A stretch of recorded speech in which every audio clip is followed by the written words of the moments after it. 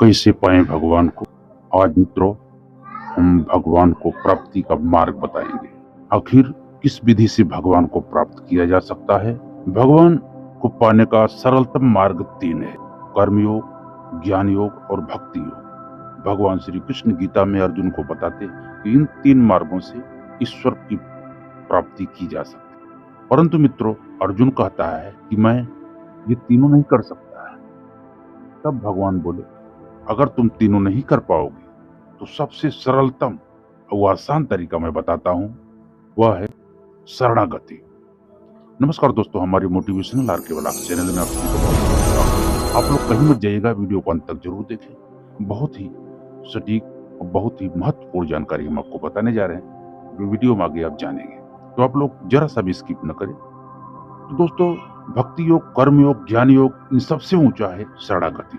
शरणागत वत्सल भगवान श्री कृष्ण कैसे प्रसन्न हुए, कैसे परमात्मा को प्राप्ति का मार्ग बताए, ये मैं बताता हूँ। उन लोगों के लिए भगवान एक अपूज पहेली होते हैं जो पुस्तक पढ़कर भगवान को जानने का प्रयास करते हैं। कोई भी सांसारिक व्यक्ति नहीं बता सकता कि ईश्वर क्या है।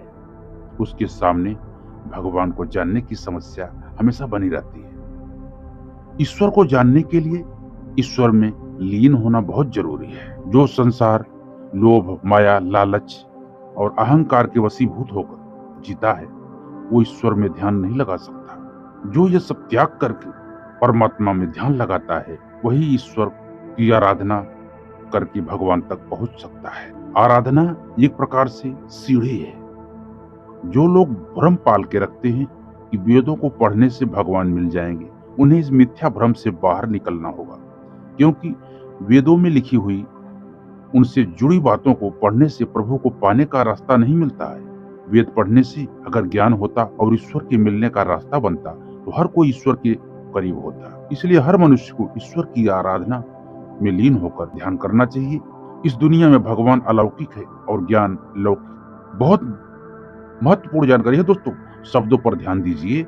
इस दुनिया में भगवान अलौकिक है और ज्ञान लौकिक। इस कारण इंद्रिय, मन और बुद्धि से भक्त लाख जतन करने के बाद भी उन्हें नहीं जान सकते। वह संतों के बताए रास्ते पर चलने से भी भक्त को नहीं मिलते हैं। भगवान तो सच्ची साधना से ही मिलते हैं। भगवान ने स्वयं कहा है कि इंद्रिय, मन और बुद्धि से हम परे हैं। उनका चिंतन और मनन नहीं किया जा सकता।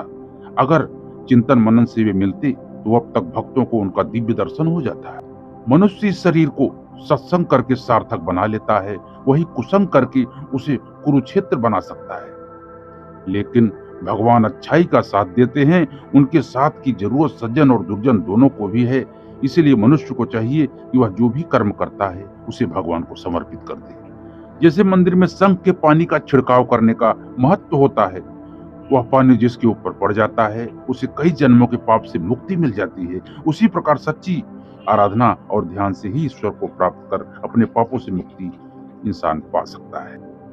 किसी ने प्रश्न पूछा है कि कलयुग में भगवान की आराधना कैसे करें, प्राप्ति कैसे करें। तो दोस्तों इसका सीधा जवाब है कि कलयुग में भगवान का नाम, जप, कीर्तन और ध्यान करने से परमात्मा की प्राप्ति हो जाती है। नाम जप की बहुत बड़ी महिमा बताई गई है दोस्तों। चैतन्य महाप्रभु जो हमारे बंगाल के थे, वो भगवान हरि कीर्तन करते थे और वो परमात्मा के ही अवतार बताए गए। वो लीन हो जाते थे दोस्तों। चैतन्य चरितमृत में उनकी बहुत चर्चा है, उन्हीं का गुणगान है, उनका सारी बातें उसमें मिलती है। तो दोस्तों भगवान का सरलतम और आसान मार्ग हमने आपको बताने का प्रयास किया। जो इधर उधर की बातों में भटकाव में आकर अहंकार वश होकर भक्ति करते हैं और इधर उधर की 2-4 श्लोक पढ़ के अपने आप को ज्ञानी समझते हैं, बस यही सब कारण है जिससे हम परमात्मा प्राप्ति से दूर हो जाते हैं। परमात्मा सरल और शरणागति से आते हैं। भगवान राम कहते हैं, निर्मल मन जन सो मोहि पावा, मोहि कपट छल छिद्र न भावा। मतलब मुझे निर्मल मन वाले ही उनको प्राप्त कर सकते हैं। छल, कपट, धूर्त हमको नहीं समझ सकता, न हमको पा सकता है।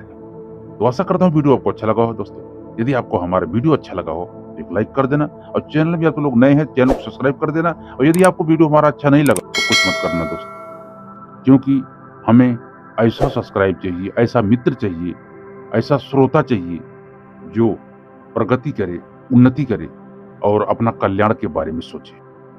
और अपना अकल्याण अगर आपको दिखता हो और हमारी बातें आपको विचारणी नहीं लगती हो, रूढ़िवादी लगती हो, तो आप सब्सक्राइब मत करना। कोई बात नहीं दोस्तों, हमें सच्चे मित्र की तलाश है। सच्चे मित्रों से हमारा जुड़ाव होना चाहिए। झूठ यदि बोलने वाले साथ में हो, ऐसा मित्र कोई काम का नहीं। वो दूध में मिले हुए विष के समान है जो त्याग योग्य है। तो आप मित्र बनाओ तो ऐसा बनाओ कि जो आपका साथ दे। ऐसा मित्र न बनाओ कि नाम का हो कि हमारे पास इतने मित्र हैं, अब काम के टाइम बोले हमारे पास समय नहीं है। तो दोस्तों, ये नॉलेजेबल ज्ञान और इसमें बहुत ही इंफॉर्मेटिव बातें मैंने किया है जो हमारे भविष्य के लिए बहुत जरूरी है। तो मिलते हैं दोस्तों अगले वीडियो में।